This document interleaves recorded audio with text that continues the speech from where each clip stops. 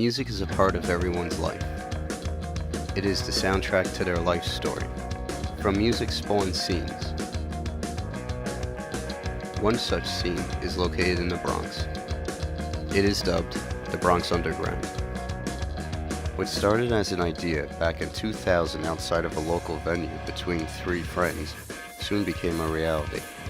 The Bronx Underground was created to be a scene for all ages and all types of music through the practice of DIY, do-it-yourself. The current venue is located at the First Lutheran Church in the Frog's Neck section of the Bronx. Shows have been held at this latest venue for the last 2 years.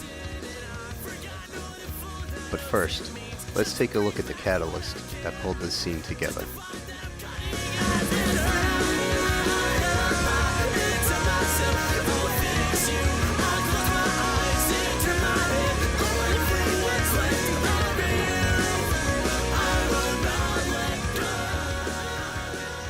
I've been playing shows with my own band, Butch Upon Brian, and playing all kinds of awesome DIY shows in Connecticut, where they had their own fancy teen centers in Long Island, and the Bronx never had anything like that. Me and her were both in bands at the time. We were playing, I was in At a Loss, she was in Butch Upon Brian, and we were playing the New York City scene. There used to be a scene like in Manhattan with the Bond Street Cafe and Wetlands and places like the Marquee and stuff. You know, people at that time came to see their friends' bands and then they'd leave. There was no cohesive scene, and it really sucked for the bands because you'd go hoping to gain new fans and you wouldn't. You'd only play with your own friends. Then all types of kids got all cliquey, and they only support their friends' bands and they don't hang out to watch the other types of music. And it's really fake and it's whack. It kind of sucked for young bands. There's no more places in Brooklyn really to play. You have the Red Zone in Queens, which they only do with independent promoters. They don't do shit. It's hard to get there. You get no crowd. I mean, you have Doc 73 in Staten Island, but who the hell wants to go to Staten Island? And you don't have a scene out there either. Oh no. So, Just start a turf war, man. I was about 12 or so, back when there was no scene yet, really. It was just a once-a-year show at the Bronx House for the other nobodies, which nobody knows about, but it's okay. It's cool like that. We couldn't go to shows because we weren't, 18. We didn't have that wristband that said you can get in. And the promoters in general sucked. It was always a contentious situation for a band to come in and you got these big burly bouncers who are unfriendly and the owner's unfriendly and they want to rip you off and they want to do all sort of really bad things. So it was just kind of like a reaction to what was going on. Bars aren't always like the best environment for kids to be around. Not only is there like underage drinking, but it's just not really that comfortable. And it was sort of like the idea of, well, maybe we could put on our own shows. At some point, I said, I think we could do this, and we could do a hell of a lot better job than what's going on in the scene right now. Me and Anita played a show together at the Blackthorn in the Bronx, which no longer exists. And in the middle of the show, she came over and she was like, this really sucks. So I looked at Dave and I said, you want to book our own shows? And he said, hell yeah. And it's like, let's do it. Let's find our own place. Let's open it up. Let's start it. So that's how it happened.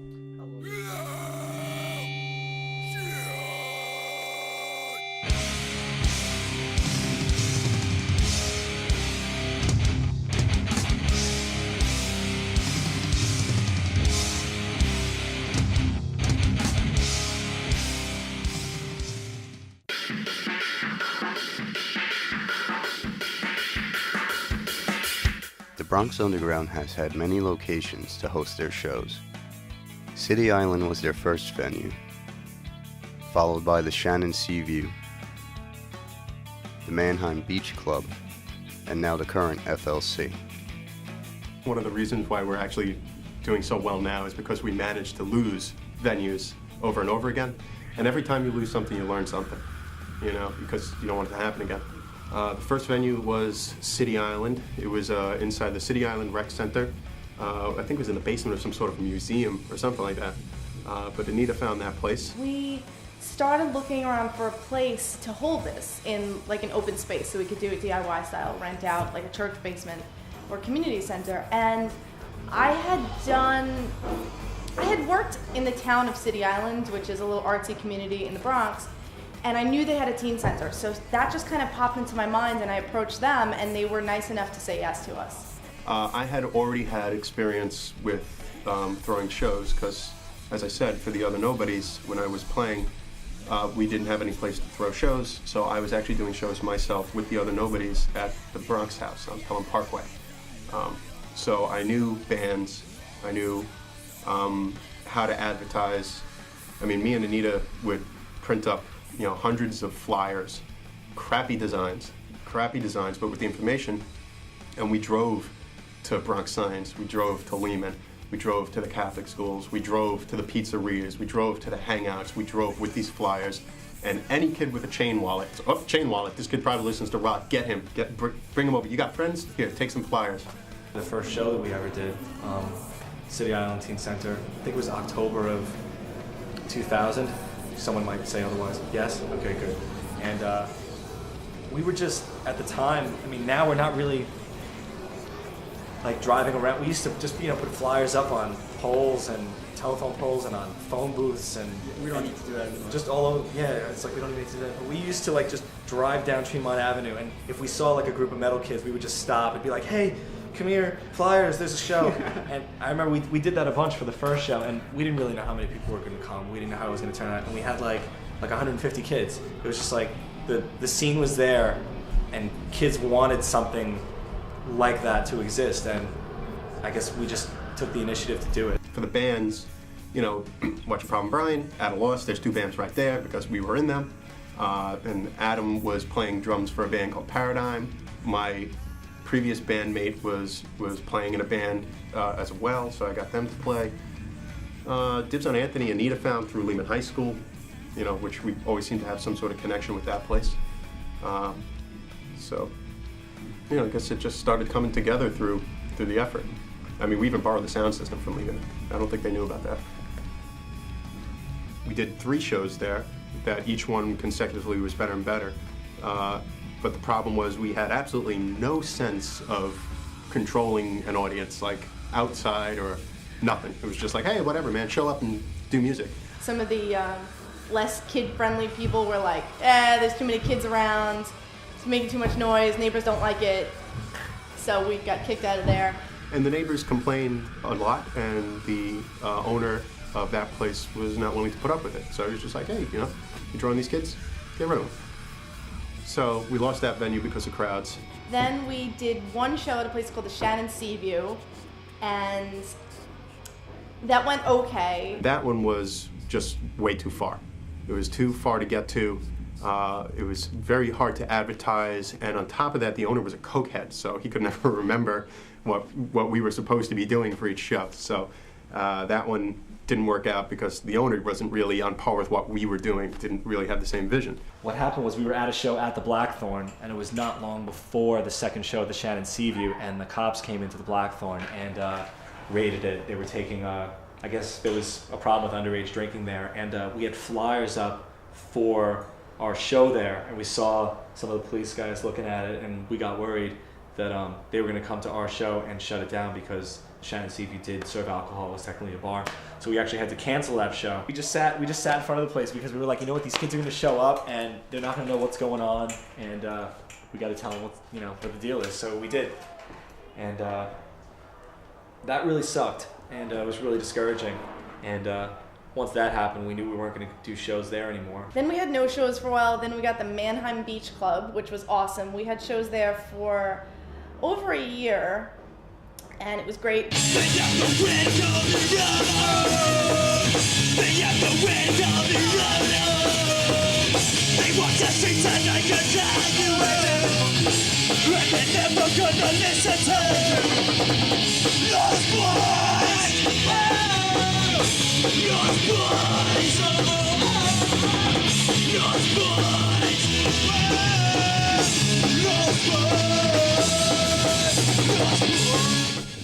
Probably the best venue we've had. It was a whole beach club. We had a dance floor.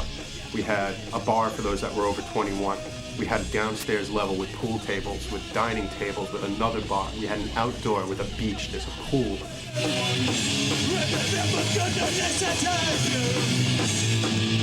And that place was really cool. That was laid out really nice. It was like the main room, and then like downstairs in the backyard, and didn't have to deal with going out to the street. It was pretty self-contained.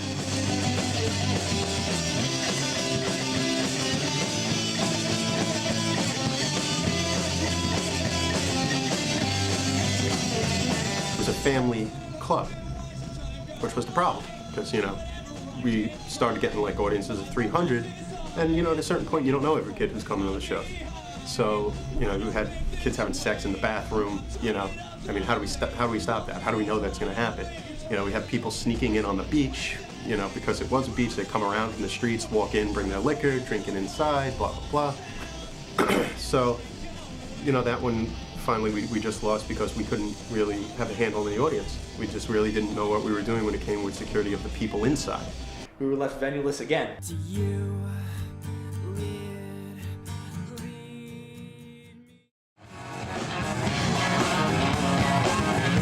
One venue that kept this fledgling scene alive was Rumors, a bar off of Interstate 95 that coincidentally was a block away from what would become the Bronx Underground's fourth venue, FLC.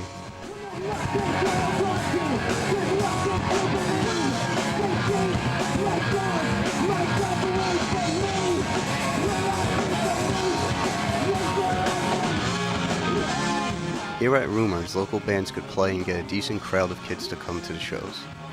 Many bands that play the Bronx Underground now played at Rumors. But in all seriousness, originally Rumors was it.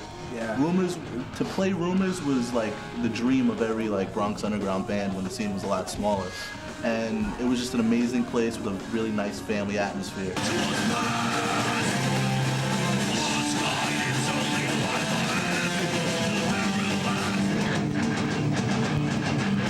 Shows at Rumors started shortly after the first Bronx Underground show at City Island. Rumors was doing shows pretty much, I guess, the entire time that we've been doing shows, and the great thing that they were able to do is to keep the scene going.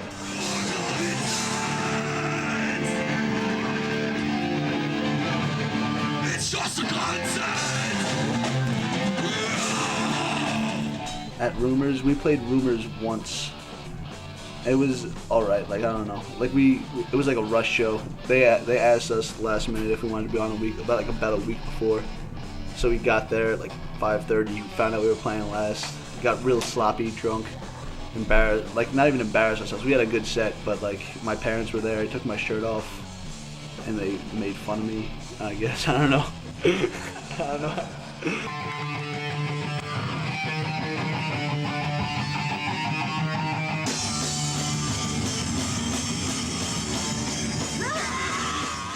Shows were consistently run at Rumors by the New Level, one show a month for about 5 years.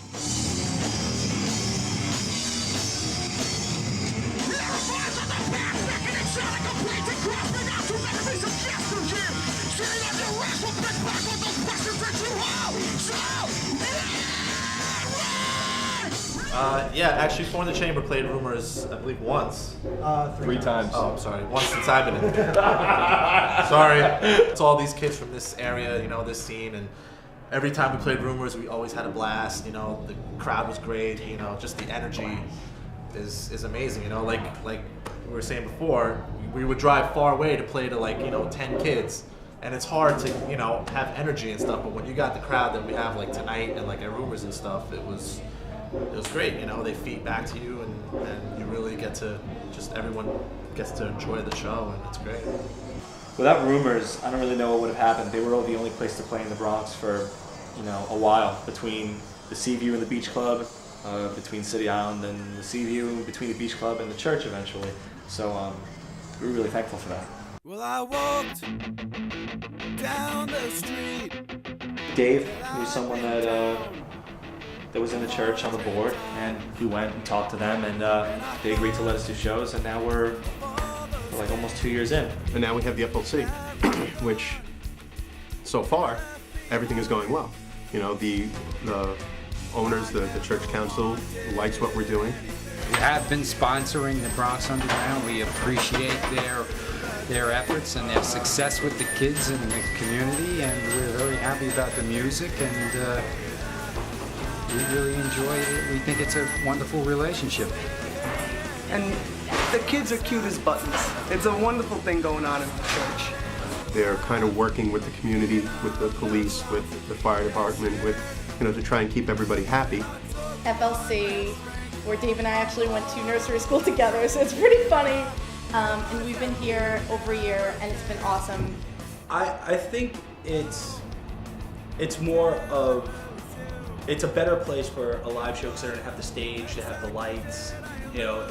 It lets the kids that may have never been to a concert, like a big venue, see that, see a band above them playing and, experience that. So no matter who plays, there's going to be 200 kids in this church right here, and you can count on them. Like sometimes you go to a place at another venue, there's like 20 kids, sometimes there's 50 kids, sometimes there's no kids. So it's funny that when we started the Bronx Underground, we didn't really look at it as like, I think I don't know how old I was at the time. I was 18, something like that when we started doing shows, 19. We weren't looking at it as a business or anything. We weren't looking at it like that at all. We were just looking at it as a place to have cool bands come and play shows and have kids come and have a good time. While the current venue has been thriving, it still has had its share of hardships. One primarily being the fire department and the police. In February of 2006, the fire department showed up to inspect the premises for overcapacity of people in a basement where the shows are held. There was the fire marshal.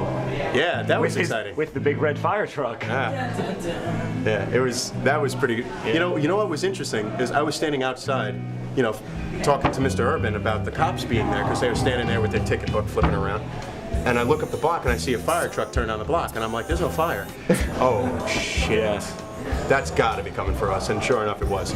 They stop in the middle of the street, come out with hats, the full gear, everything, as if there was a fire. They come out, like, ready to charge in the building. So. And he was very typical fire marshal. Like, if you asked me what a fire marshal would look like. Irish. Yeah. Like, he had, like, white on very Irish. And the mustache. He had the fire marshal mustache. Yeah. He meant business. Yeah. Him and his mustache were serious business. The one angry mustache. He really wanted to give us a line. Continuing drama of Bronx Underground. I gave away 8 CDs. Oh, okay. That's good. Then they showed up again in April. This is the second time in the last 3 months that they've come, so it's becoming more consistent. Usually we have the police, and the police aren't a big deal because they see all of the crowds and they see that it's under control, and they don't mind so much. Fire department, they want to inspect, they want to see the fire extinguishers, they want to see that everybody has a way out, So it can be a little bit disconcerting, when they show up, everything's like, whoa, real tense. But again, they're satisfied. We seem to have everything under control. Again, we're lucky. We make it through. People look out their window and they see teenagers, and they right away have a negative idea. They right away want to complain. They want to right away think there's something wrong because there's 4 kids or 5 kids walking together to a concert. And when you come down here and you see the diversity of kids and the diversity of music, that we can get that kind of a group down here and never have an incident and have everyone respect each other's, what they like and what they're here for.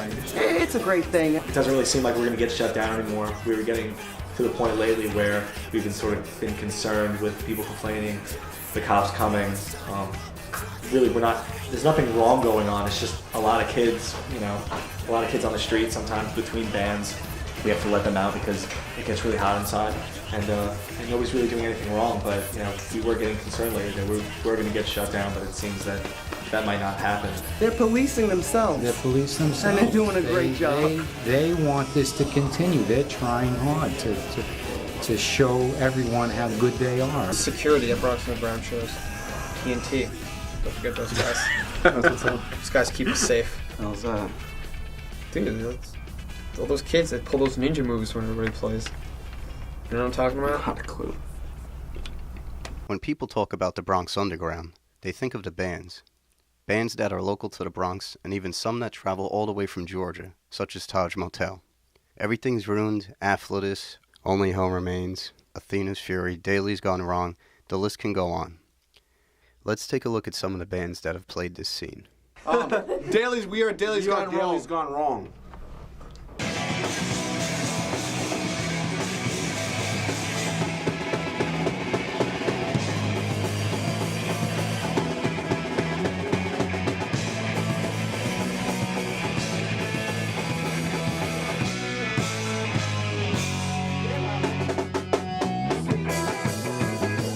Anita when I was like a freshman in high school. When Anita was in What's Your Problem, Brian? 5 years. First show, I had to meet her at like the cafeteria.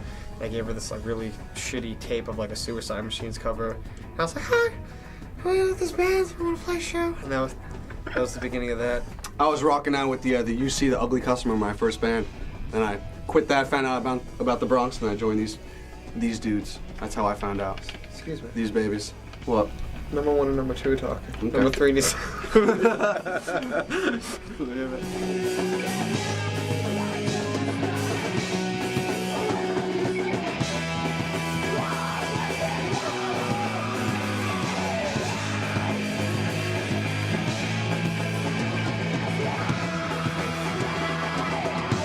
Dailies. Always been listening to them for like a few years now. Even before I was in my band. They're great guys. I mean, before I didn't even know them, but I always used to listen to them. I always used to go to all their shows, singing their lyrics and shit. It was always fun times, always skanking to their music and everything.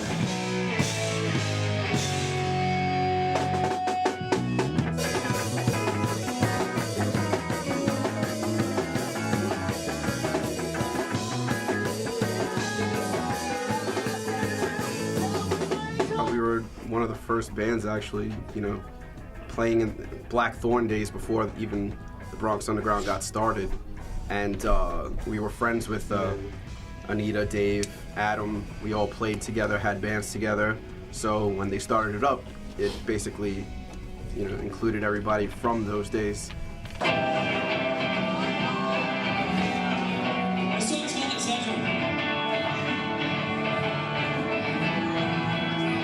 They were just a band that, like, I'd never heard before.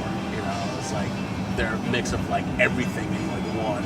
I was like, wow, this is actually really fucking cool.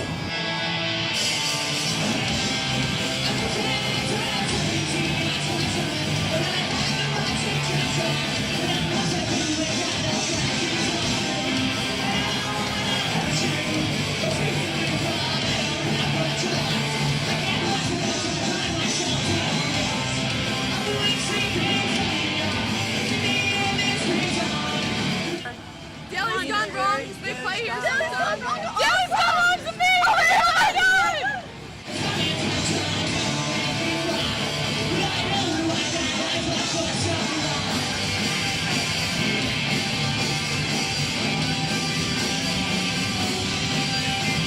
I was like, it's ska-like. I love it. You know what's Ska-like. Ska-like. What's ska-like?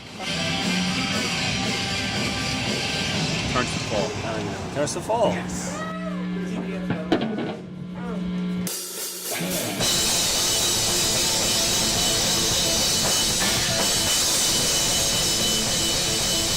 Wow. I love my Costello.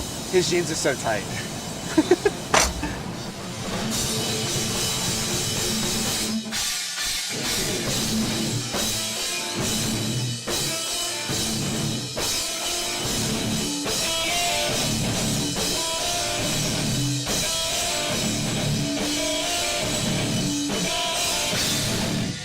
Like now we're sort of one of those bands that kids are like on the floor looking up at the stage, is like looking at this band, wow, like I wish I could do that, like inspiring kids like to pick up an instrument.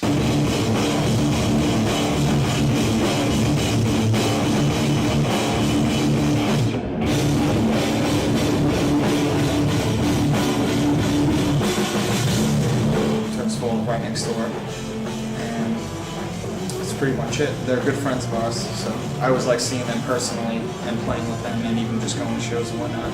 Definitely check them out.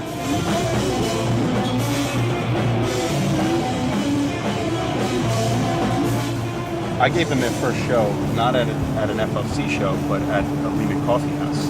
They were horrible. And I only would say this, you know what? To put it in perspective. Everybody starts out horrible.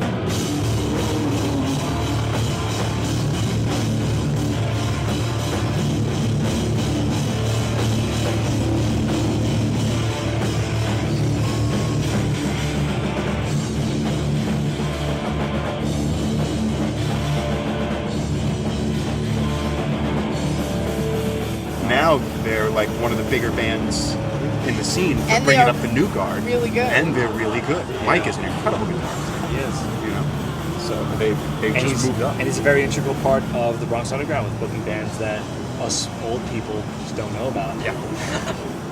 Hi, we're Afflutus from the Bronx. Hello, hello. Go fuck yourself.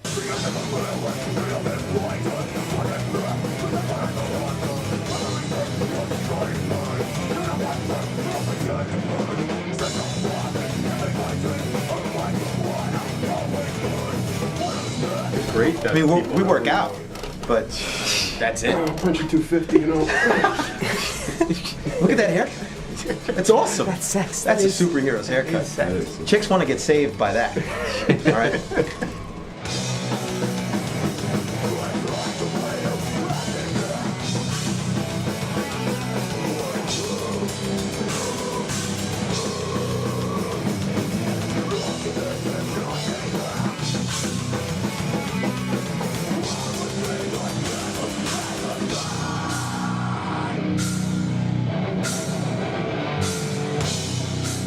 This band has a long history, right? 1999.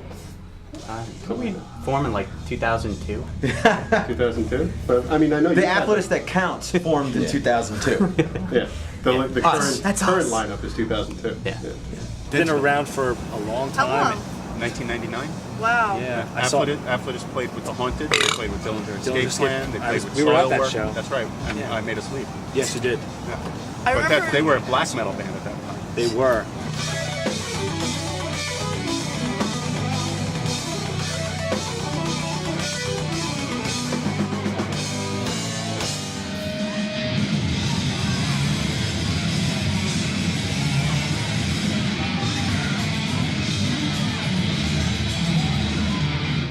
FLC shows have the best turnouts, right? All those Bronx kids lining up outside down the street. Who the hell lives in the Bronx? Bronx is right next to the Bronx in case nobody knows out there.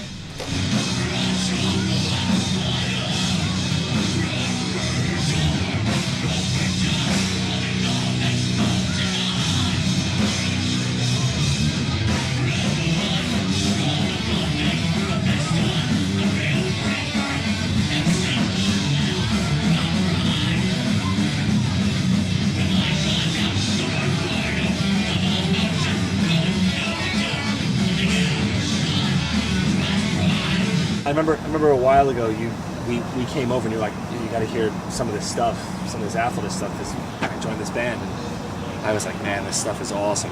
Because I knew the band, but it was just like the stuff that it was just different. Chris's And, guitar riffs are ridiculous. Yeah. Yeah. And,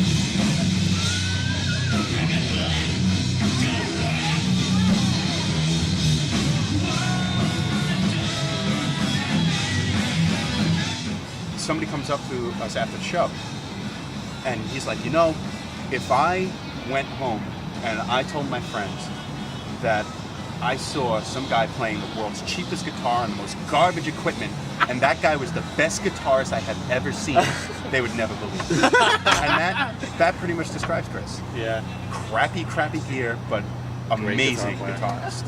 Yeah. Doesn't he fucking make money and buy some new shit, dude? Hello, we are Athena's Fury. from the middle though. But how so? Like I don't know how to do this. Okay.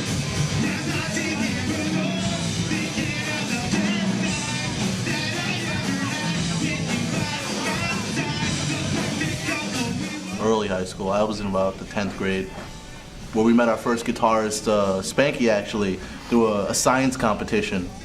My team played his team. We beat him, don't flag. And that's about it. We met him, and we heard about the Bronx Underground through him. He's not here today, but we love him. He didn't die though. No, he's in Brooklyn, Polyside.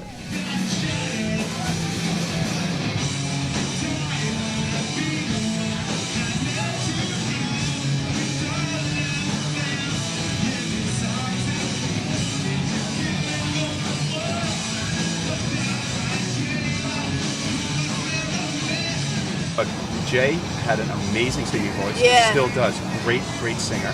You know, and again, they were doing that whole, you know, pop, emo, rock thing that was acoustic. They were actually an acoustic band for a long time, and they were doing this thing that just really was popular at the time, and it really picked up, you know? They just bring so much emotion and such raw energy to the stage, and you know the CD is just it's amazing, and they probably don't get as much respect or credibility as they should, but they're definitely an amazing band, and one of the bands that when you really think of the Bronx Underground, you think of Against Fear.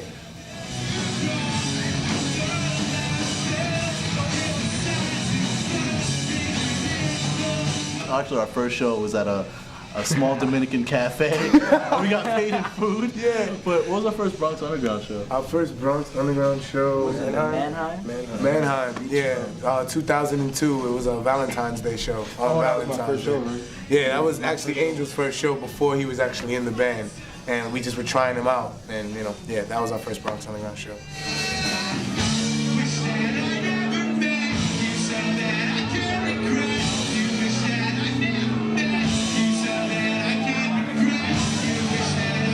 Steven has been going to shows for as long as I can remember, and man, he's always up front. He's always singing along. He's always been into every band that I've ever been in, and you know that kid's awesome.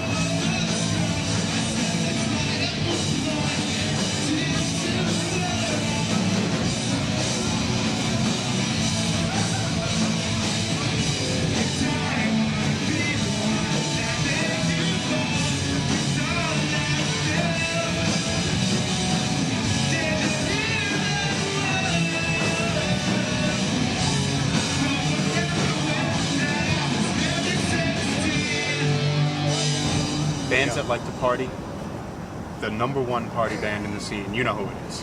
How it became a pirate.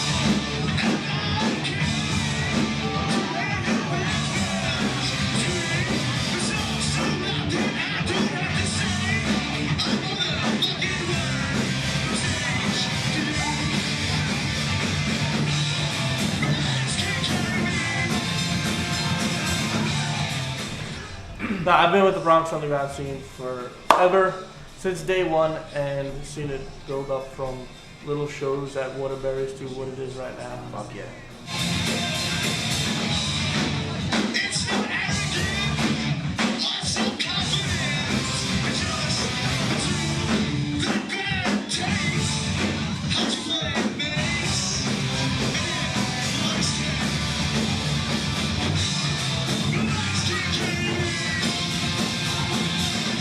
They know how to put on a really good, freaking funny ass, like good And show. Kevin wears short shorts. Short shorts and roller skates. Short shorts with a studded belt.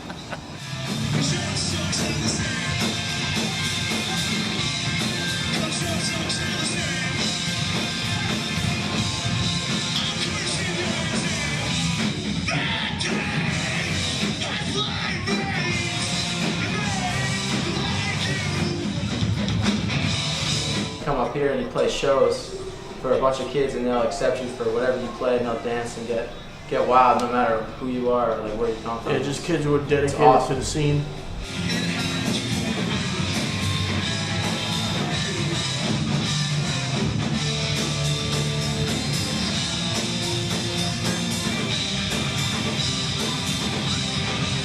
They also let other bands perform inside of their house, in their basement, house, in a their very basement. tiny room.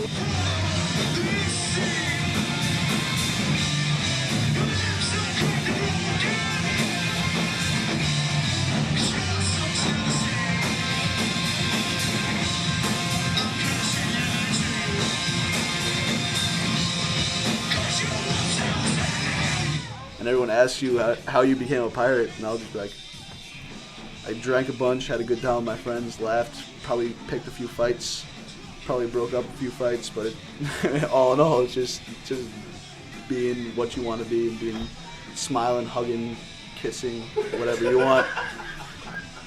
OHR. Who? That's fucked up. Only hell remains. Only hell remains. Only hell remains. I still have my overhand right shirt. Oh, what? Blah!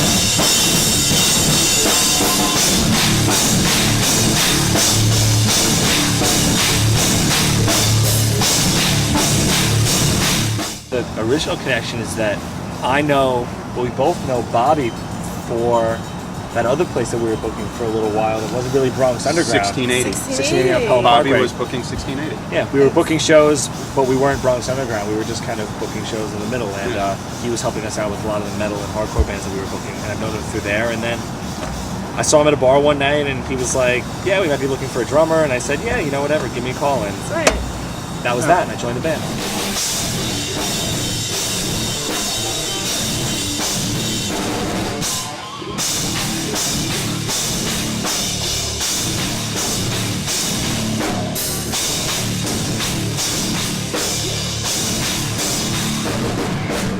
Yeah, because you recently just changed your vocalist, right? We did. We got Brandon, who used to be in Hindrance, which was another band we used to play. Who's Everything's Ruined roommates.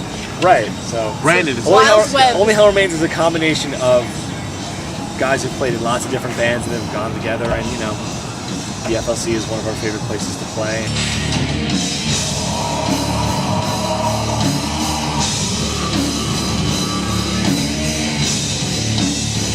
I met Adam probably about 4 years ago. Like, we were putting on shows at one place, and they were doing the Bronx Underground, like in the beginning, and we were just friends, you know, like through that, and like acquaintances and whatnot. And then like we put this band together, all of us, and you know, like we just came through like that, you know, from like knowing each other like since what, about 2002, 2003, something like that.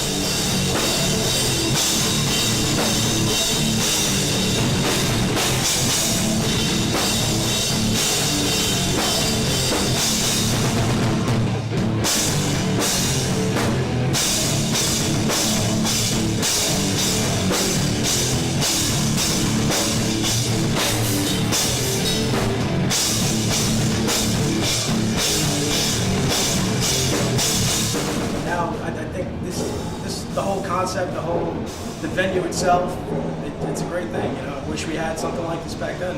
I think a lot of bands would have benefited from it and probably would have gotten a little bigger because it would have had a bigger audience.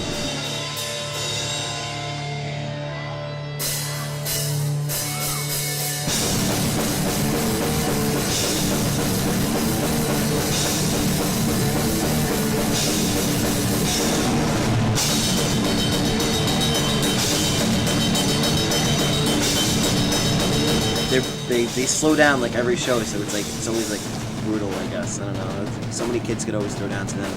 They're a really hard band. Adam is an amazing drummer. They're just awesome guys also, and they just play really hard music, and I really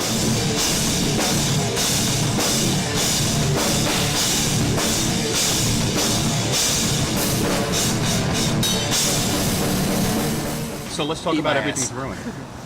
Let's talk about Walter. Let's talk about Everything's Ruined. You know,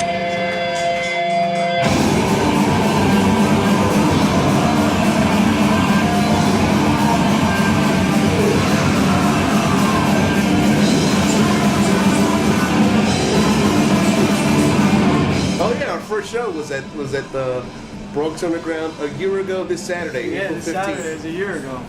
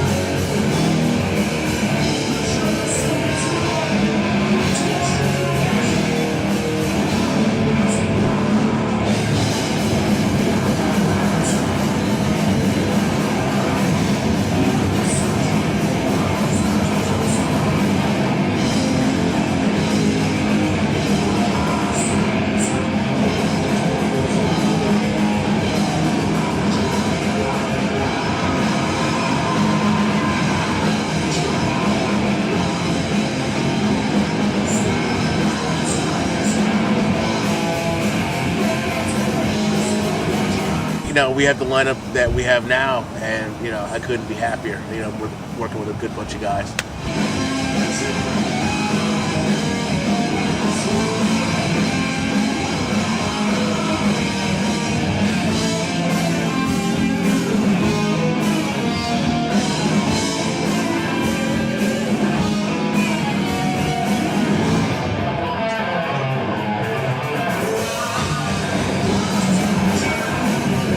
One thing about Walter and his band, the current band, is Walter writes the happiest guitar riffs.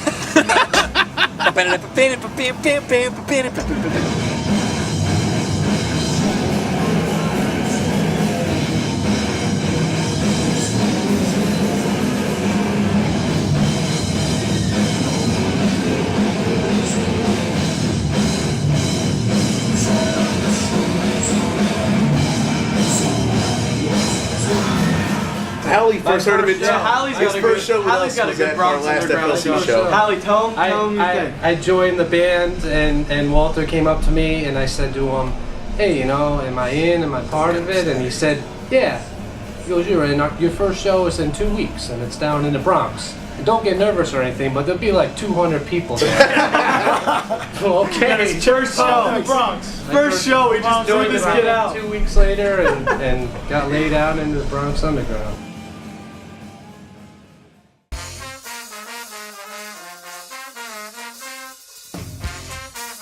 Part of what has made the Bronx Underground shows such a success is his staff. What started out as only a few people working the shows has now expanded greatly. Anita and myself have always been there. And it used to be just me and her setting up shows, and as it got bigger and bigger, it was like, get Adam involved, he can help out at the shows, we need door people, we need somebody to work the door, so I asked my friends if we could get people to work doing setup and cleanup, and one thing leads to another, and eventually it's just like your friend asking this friend, and this guy asking that friend, and everybody knowing that friend, and sooner or later, you've got 34 people all working together and all know somebody. So, we're not very far removed from everybody. I was a friend of Dave's, and he told me the idea that he was going to start throwing shows, and the first show was City Island. I just decided, I was like, you know what, I wasn't really into seeing live shows, but I was like, I'll give it a shot, and I went by, and I've been to every show ever since. 6 or 7 years ago now, my brother used to do shows with Dave Rose, and I was in the Boy Scouts with Dave Rose, so he told me about it. Yeah, and started coming to shows. I'm mostly here to help out for Dave because I grew up with him as a friend and stuff. I've been friends with Dave for just about ever. Once he told me that he was going to do shows down at the City Island, the first Bronx Underground, the first official show, I was like, hell yeah, let's go. I first learned about the Bronx Underground. I don't remember, it just kind of always existed. It's one of those things. I was Dave Rose's student at Lehman in his guitar class. Yeah, this is like 2 years ago? 4 years ago actually, yeah. And that's when I started playing drums just in his class, and from there on, just like that. I was in a band when it started, really. I used to be in this band, 245. We were pretty big around the neighborhood or whatnot. I used to be in the Kesners. I used to be in the Neutrinos. What? What? 245? Oh yeah, fuck the 50, yeah. Yeah, not me. But I've been involved in the music scene in the Bronx since I've been playing, since I'm 15, 16. So I don't know, that's how I heard. I've been working the shows for what, 2 years now? Friends of mine at a loss. I had met them through one of my old bands. They were playing at a beach club next to somewhere in the Bronx. I don't remember where it was, but they were saying, hey, come down. So I went down and met everybody and started going to more beach club shows. I used to live in Greece, and when I moved back here to go to high school, I never really went to shows. I went to metal shows in Queens, but that's about it.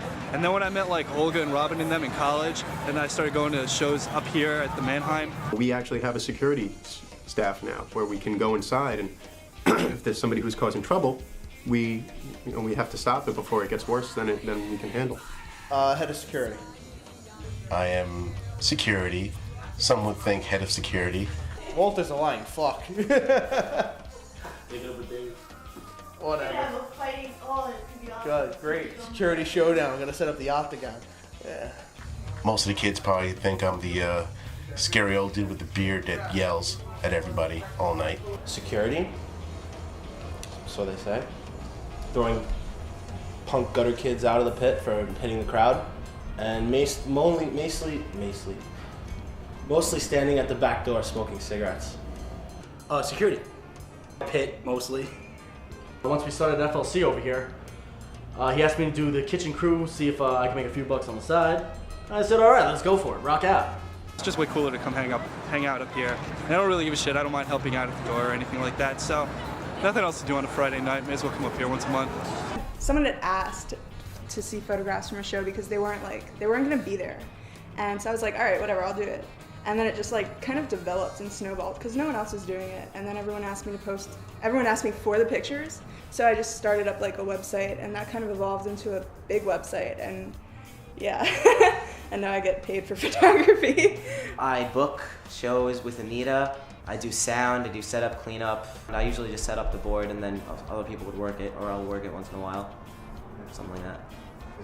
I usually do setup and cleanup, and for a time I was doing the soundboard. I was thrown into it. I was in David's guitar class, and they had a show. They have shows every month, and I decided to go to it. I thought it was pretty cool.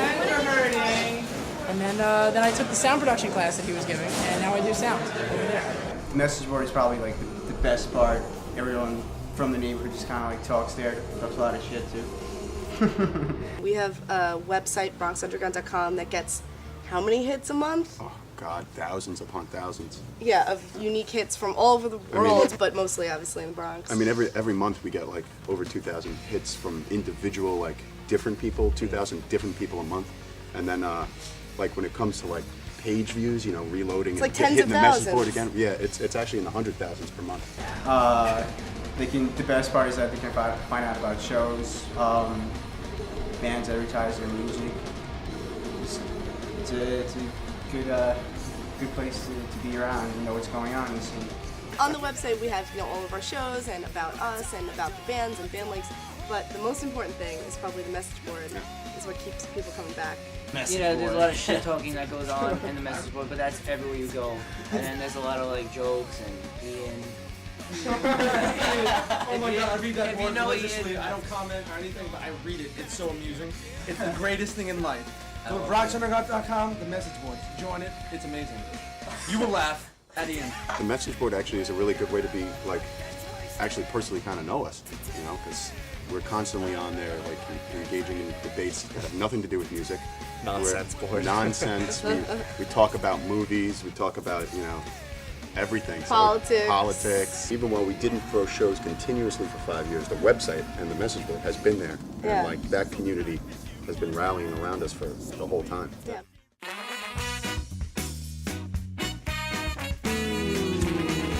15 tracks of goodness.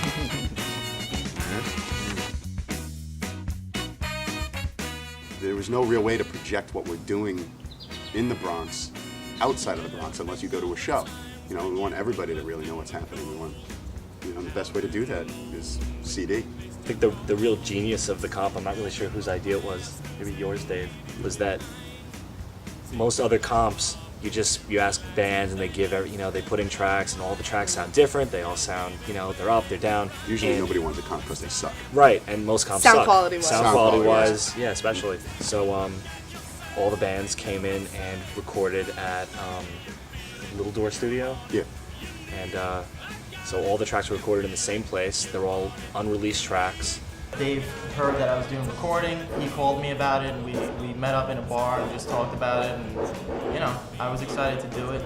Excited to meet all the bands and work with them. And that was that. It didn't take that long. I mean, we crammed a lot into a few months, but we started working in like December and January. We got a few bands done. Once the summer came, we just had bands. Some bands just banging out a song. Most of the bands recording their song in just one day, which is a lot. Getting the equipment in there, setting up, getting sounds, getting the takes down. Some bands might take two or 3 days, and it was just back to back. Worked with 15 bands. Me and these bands and Dave Rose were stuck in a little room. It was a little hot downstairs. Yeah, a little sweaty. But you know what? That's hardcore. But all in all, I think the record came out really good. All the bands sounded good. And, it was just a blast to do it. Recording with Dave Andronico has definitely been. He's sexy, man. Yeah, he's a very awesome guy. He's very funny. He knows what he's doing. Not only does he record, like he produces your music, which is good too. Your scream holding out there and yours holding out. If they end a little bit different, it gets really sloppy sounding. You know? You're sloppy, Keith. And it's just awesome being on a compilation with so many good bands, like not only from the Bronx, but just from everywhere. Like Flaming Tsunamis is from Connecticut, right? Yeah, Connecticut. Yeah, honestly, it was like being home with him. Like he was just so cool, like recording. Like we did anything. We ordered food at his house. We ate. We joked. We farted. We laughed. We frolicked in the grass afterwards. The comp was a great thing for us at least. Like it got our name out there. Like we were just like a new band. No one really knew about us, and like with the release of this thing, like we're on the same CD as A Moment's Worth, Afflatus, Dead on a Friday, Turns to Fall. Like all these bands that like people knew about, but no one really knew about us. So us being like included there sort of like helped us gain a lot of popularity like locally. Stylistically, there's some bands that are just these tight, hardcore bands that are really aggressive, really great players and everything. And then you move on to, an acoustic band that has a lot of feel and you just relate to the lyrics.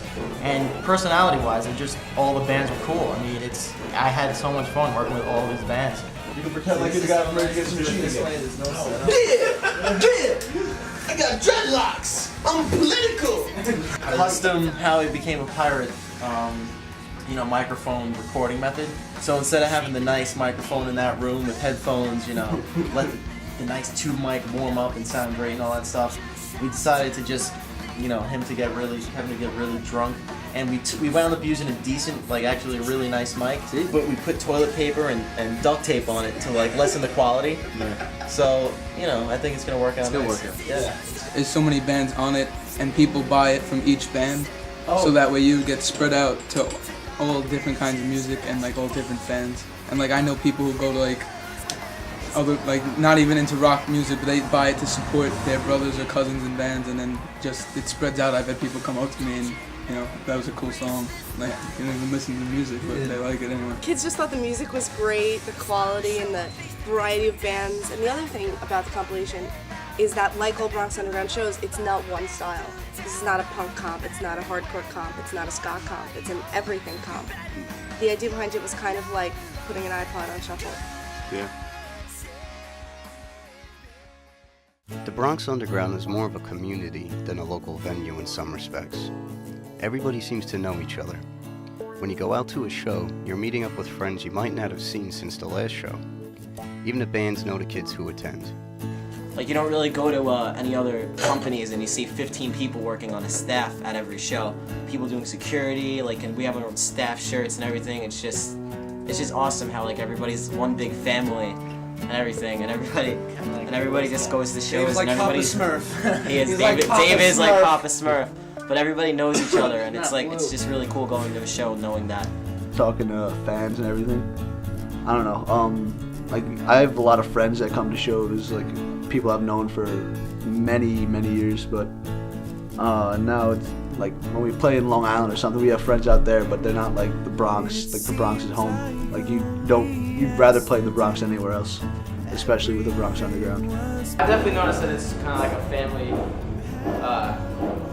family idea here. From just being in a band and getting to know all the guys in the other bands, and everybody comes out to the show, and you see them around, and it's not just you say hi to them, but you end up hanging out with them, and you get to know everybody. It's like Cheers. Everybody knows your name. Everybody knows your name. We've made a lot of friends because of the Bronx Underground. We've thrown parties at our house. Kids in the scene know it. They come out all the time. It seems like everyone comes regardless of who's playing because they know it's going to be a good show and they just want to hang out with their friends. And it's amazing. You don't find a lot of scenes like that where people just go and support people putting on a show and the band's playing it. And they'll dance regardless of the type of music. Regardless. It's amazing. Who did we play? We played with the Demon Spirit. First show was the Demon Spirit. Demon Spirit, we had an electro dance techno act going. So you were ready? Afflatus. It was great. What you wait? You say their name? A flip. There'll be like, at a typical Bronx Underground show, like 6 bands playing, roughly, give or take.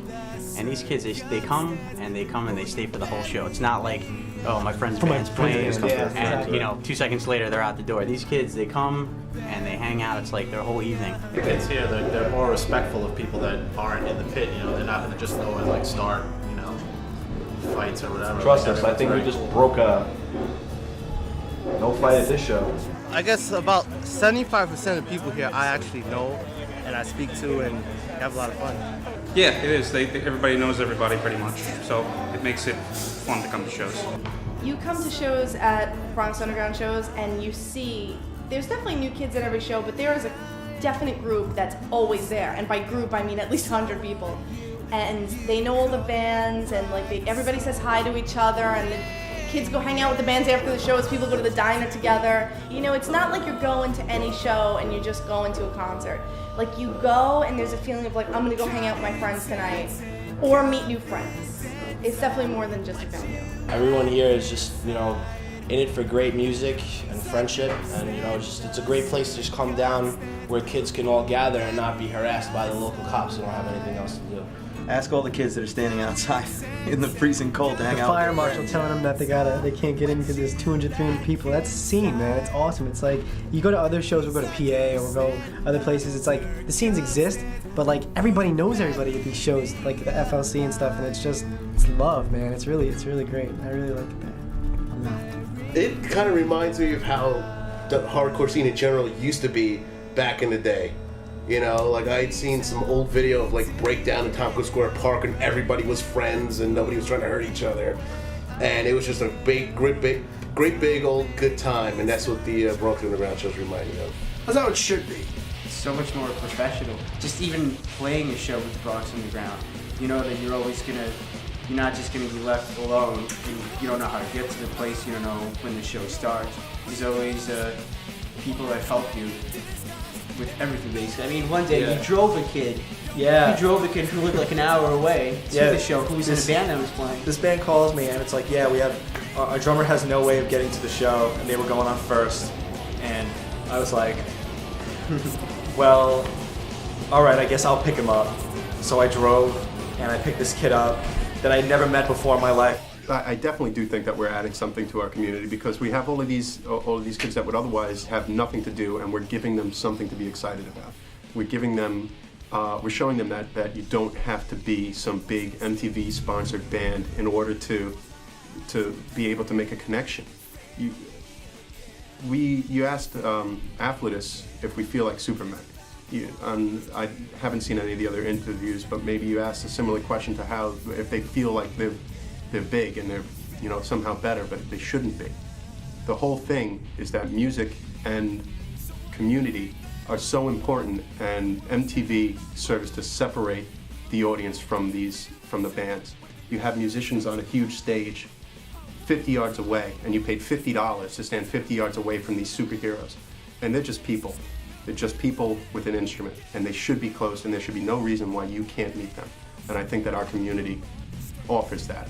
You know, it shows you that, you know, hey, anybody can write a really good song, and you can talk to those people. Every time a show goes on here, it's always packed. You know, that's a good thing. Everyone wants to play here because you know you're going to play to a full house. So I guess to sum it all up, I mean, a great promoter gets a great packed house. So they do the right thing. They helped us out with getting out the CD because they made a deal with us for kids at the door so they could get in cheaper and get the CD cheaper. They made that sacrifice for us, so that was awesome. And as a result of that, we sold a lot of CDs that probably we wouldn't have if it was just straight cover and stuff. When bands are really a part of the Bronx Underground community, like when they've been playing shows for a while and we all become close and they're really supporting the scene, that's really important. It's like coming out, seeing other bands, not just leaving right after you play. When they're a band that's like hardcore in the community, we'll do their CD release show, we'll promote it as like their CD release. We'll sell the CDs at the door and we'll chop money off our admission price so kids can get it cheaper and hopefully buy more CDs. We don't mind doing that. We want to support the other bands that are in the community and just better things for them. That's what it's about. They do treat you right at FLC. Yeah, they treat, you know, Dave and Adam definitely know how to like treat bands, whereas the business part of playing shows sucks. Like the business and the politics is the worst, but they've adamantly to make it so much easier than it has to be. Like they're great people. I don't know. I have nothing bad to say about them. What we try to do here is what other venues haven't done for bands that I've been in. It's like I've played all over the place, and I hate playing shows where there's nobody helping you out, there's nobody telling you what's going on. You show up to the show and there isn't even a show. It's like we try to do the exact opposite of all the bad experiences that we've all had in all of our respective bands. Nobody actually, when we go out and play with other bands, nobody actually knows that there's a Bronx underground scene. We tell them, you know, probably the strongest scene in New York is in the Bronx, and they're like, really? We're like, yeah, check it out, it's BronxUnderground.com. I'm sure, like, you talk to a band, they're like, oh, you have a scene in the Bronx? Yeah, we have a freaking scene in the Bronx. Like, people don't believe it. They never believe it until they see it. Like, I'll talk to a band, I'll be like, yeah, we have, you know, like 200 kids a show, and they don't believe it, and then we'll have them play, and they'll say, like, that's the best show I've ever played, and nothing could make me happier than that. FLC is the greatest shit ever. FLC is Madison Square Garden in the Bronx. The only way to really describe it is to check out the show. You can't, you know, you can't just fucking hear about it. You have to experience it yourself. The place to play in New York, I would say, is here. The best shows we play in New York, it's in the Bronx, at FLC, Bronx Underground shows.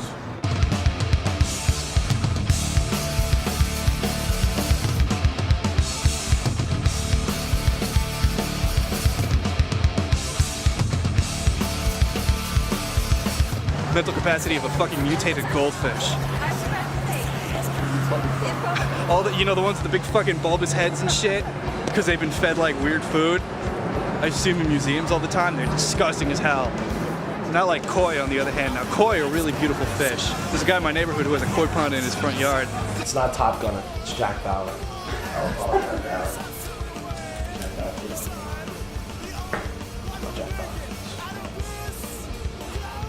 Real quick, does it bother you that during that show you never see him take a shit and it's 24 fucking hours? I never thought about that, and I'm a huge fan of the show.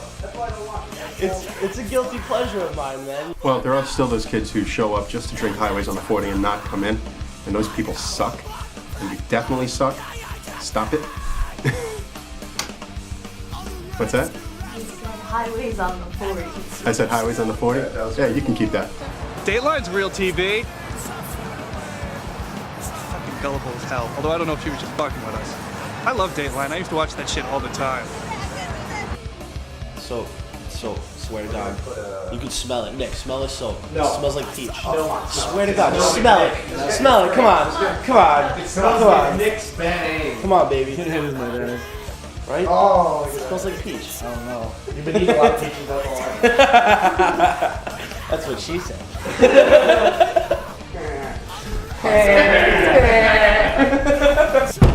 Oh yeah!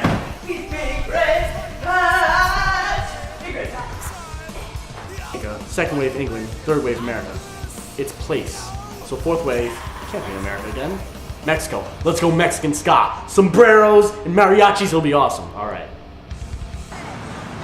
Not that I don't mind being focused of attention, but how long is this going to take?